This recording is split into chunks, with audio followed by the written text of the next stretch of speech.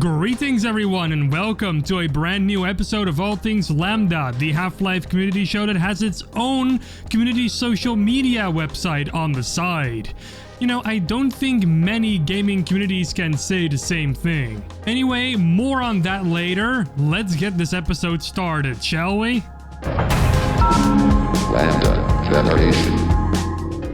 So let's straight away address the elephant in the room. A state we all never thought for a second that this project was going to be in. Boreal Alyph, the project that aims to create a game around the Epistle 3 story released by Mark Laidlaw, has officially been cancelled. In a Twitter post published on June 7th on the Keep Away From Fire account, they let us all know that although the project is shelved permanently, they'll be trying to release assets and other development materials over time without upsetting anyone on the former development team. They continue on telling us to check out the other projects that have been created by former team members. One of these projects is actually Arrowhead, which we covered on the show before. And they end the post by, of course, urging people not to harass former team members over this. This should come as a rather obvious thing, but for some people, well, it's apparently not as obvious. Anyway, a former level designer on Boreal Alyph, Odell, gave a couple of reasons why the project has been cancelled, stating that it suffered from the scope of the project being way too high for their team to handle. There were organizational issues, tools that didn't quite function the way that they should, as well as a lack of level designers. That it was an Epistle 3 project statement is further elaborated on by the tax collector man who did PR on Boreal Alyph. On his Twitter account, he made a very long thread where he discussed what went wrong with Boreal Alyph. In short, the scope of something like a Half-Life 2 Episode 3 made by fans at the quality level of a Valve game is just completely unreasonable, and in the end turned out to be very limiting and overwhelming for the team. That being said though, it's easy to look at this whole thing as a failure for some people, but it's actually quite the opposite. The people who worked on Boreal Alyph still got development experience out of this. They made new friends with other community members with a similar level of passion along the way, and that's something incredibly valuable on its own. If you want to read the official statement made by CAF Software on Twitter, the tweet from Odell, and the Text Collector Man's Twitter thread, then go check out the description below. I wish everyone at CAF Software the best of luck on whatever they're going to work on next. Now let's go to something a little more lighthearted and maybe even a little bit exciting.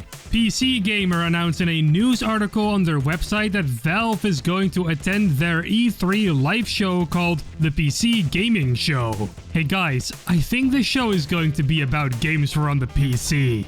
Okay, so what's Valve going to do at this show, you may ask me, then suddenly realizing that you're talking to a screen and immediately afterwards hoping that nobody heard you. Well, Valve has a message about Steam Next Fest, their multi-day festival all about upcoming games. It was previously known as Steam Games Festival. But what is this message exactly? PC Gamer didn't let anything go other than that Valve is going to be at their live show. Some news articles speculate that they're going to announce a Steam handheld gaming device codenamed Steam Pal, which will be able to play games that are on Steam via Linux. But since this message is specifically about Steam Next Fest, I'm not so sure that they're going to announce that. But the device sounds cool though. If you want to read the PC Gamer article for yourself, then go check it out in the description below. The PC Gaming Show will be live on Sunday, June 13th at 2:30 p.m. Pacific Time. Go set your reminders.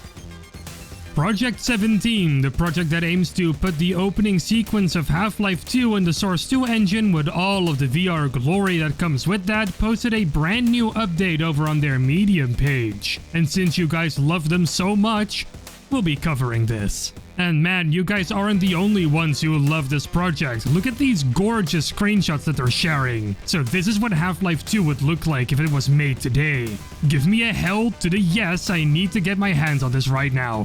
Back to the actual article though, the developers are planning to release 3 new asset packs this month as part of the Half-Life 2 Remade Assets project that is a part of Project 17. Part 1 of this pack includes 34 models, 4 environment textures, and 12 decals. Part 2 includes a whopping 49 models and 5 interactive prefabs that you can fiddle around with in VR. And Part 3 includes even more goodies of the same variety. They are really spoiling mappers over here. All of these packs will be released between June 14th and June 18th, which is fairly quick already. So get your Half-Life Alyx workshop tools ready because you got some mapping to do. They're also still looking for new team members to join their team, so if you're interested, go and apply by clicking the link in the article. And the article with all of this info can be found down below.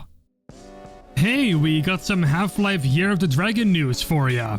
In case you're not sure what this project is about, it started off with the simple premise of putting Spyro the Dragon in Half-Life. But over the years of its development, it has turned into a lot more than just that, with a complete SDK planned and extra abilities and items being added, and there is even going to be a full campaign that you can play.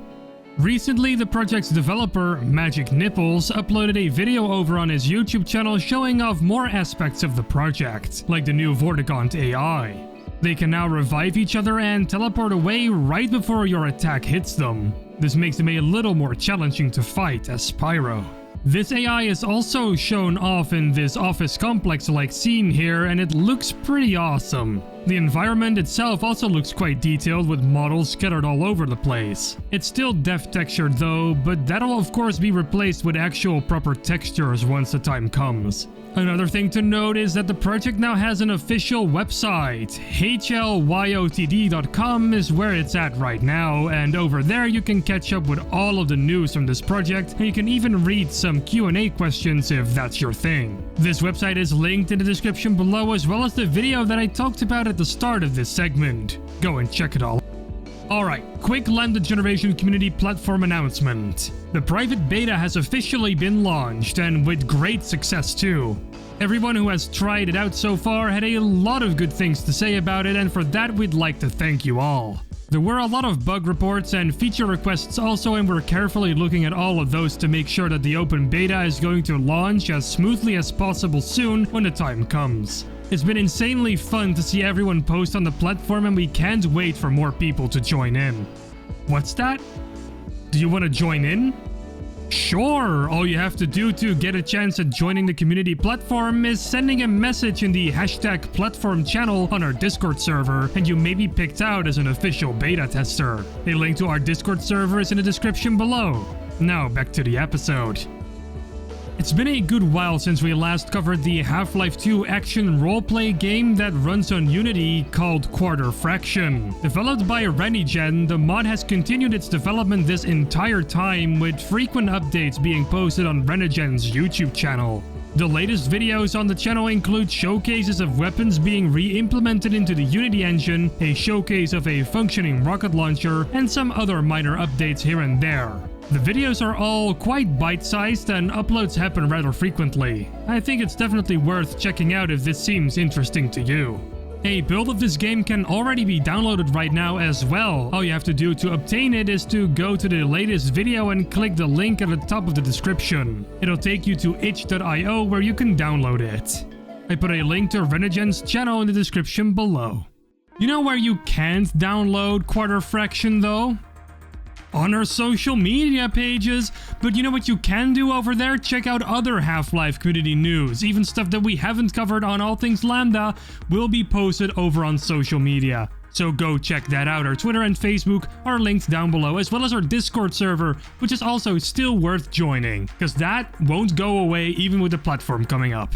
My socials are also down there in case you want to know what I am up to, and I imagine maybe some of you do, or you don't. But if you do, go follow me. My Twitter and my YouTube is down below. And with all that being said, I'm going to end episode 145 of All Things Lambda. Don't be sad though, because we'll be back next week with another episode. Wow! In the meantime though, don't forget to subscribe and to ring that bell icon so you'll never miss another episode. Salutations, and take care.